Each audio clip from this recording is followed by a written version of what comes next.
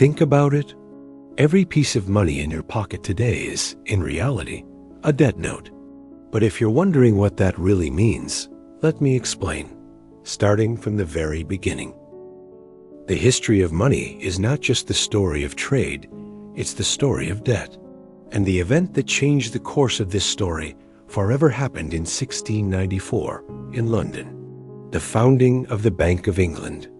This institution wasn't just a bank, it was the beating heart of what would become the modern financial system.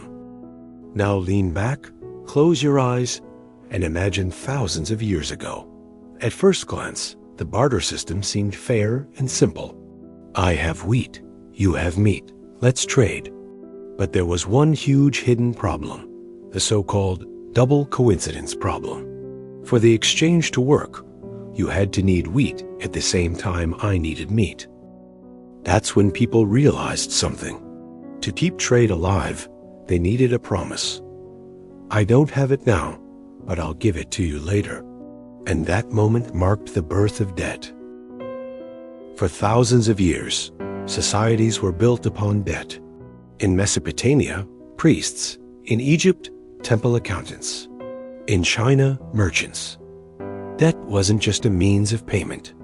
It was a form of trust, a social relationship. Money itself was the physical embodiment of that invisible web of obligations. But over time, debt ceased to be a bond of trust. Kings and rulers turned it into a tool of control. The metals that represented debt, gold and silver, became symbols of power. Kings minted coins, stamped them with their insignia, and sent them circulating across their realms. And the strange thing is, every time someone accepted a coin, they were unknowingly saying yes to the king's authority. They acknowledged the true owner of money, the ruler. Debt was no longer about trust. It had become a mechanism of power and obedience. By 1694, England and France were at war, and wars, as always, needed money.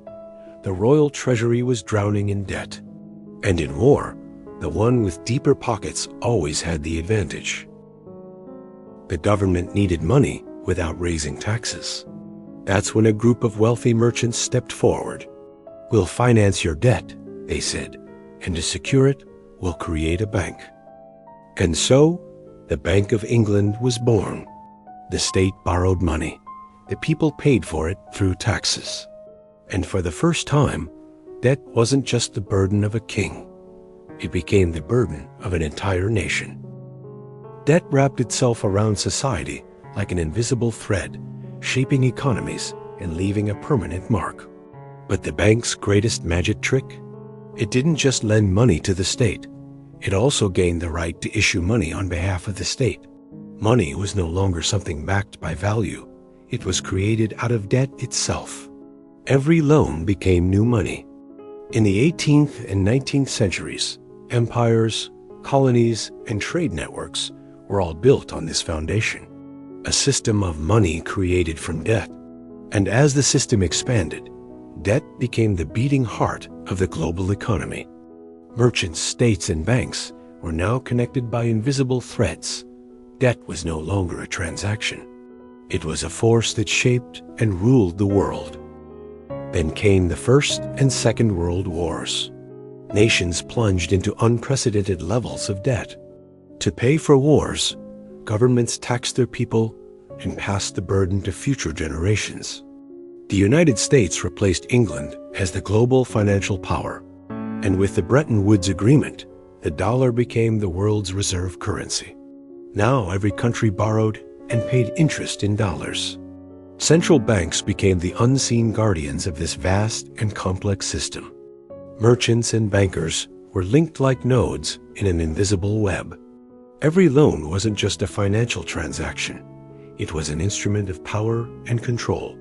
If one debt went unpaid, not just one merchant suffered, the entire economy trembled. Debt had evolved into a force that could shape nations and determine the destiny of empires. By the 19th century, the Industrial Revolution gave debt a new dimension. Factories, machines, railways, and ports all were financed through borrowing. Every loan meant new production, new progress, and deeper entanglement in the chain of debt. Other nations watched England's system closely. France, the Netherlands, Germany, all sought to replicate the model. But England's head start ensured its dominance in global trade. Through credit and debt, it could recover from wars and crises faster than any rival, cementing its empire's economic supremacy. Meanwhile, debt's social and political effects grew ever stronger. It became a subtle instrument of control, each coin and banknote a silent affirmation of loyalty to the system that issued it. This unseen web of power structured societies, shaped economies, and often determined who held control and who obeyed. In the second half of the 20th century, debt-based finance reached every level of life. Corporations, banks, investment funds, even individuals, all moved through the same mechanism. Credit cards, mortgage, consumer loans, debt had entered every household. It was no longer just a financial instrument. It was a social regulator. By the 21st century, digital systems and banking software made debt creation faster and more abstract. Ink was replaced by code. Banks and central banks created and managed money through algorithms and databases. Kings changed, borders shifted, technologies evolved, but the game remained the same. Debt still sits at the center of economies, the invisible heart of the financial system. The money we carry today still represents a debt. But to whom do we owe it? To banks, to governments, and to each other. The secret idea born in 1694, creating money from debt, still lies at the core of the system. And maybe that's why history keeps asking the same question. Is true wealth a world without debt?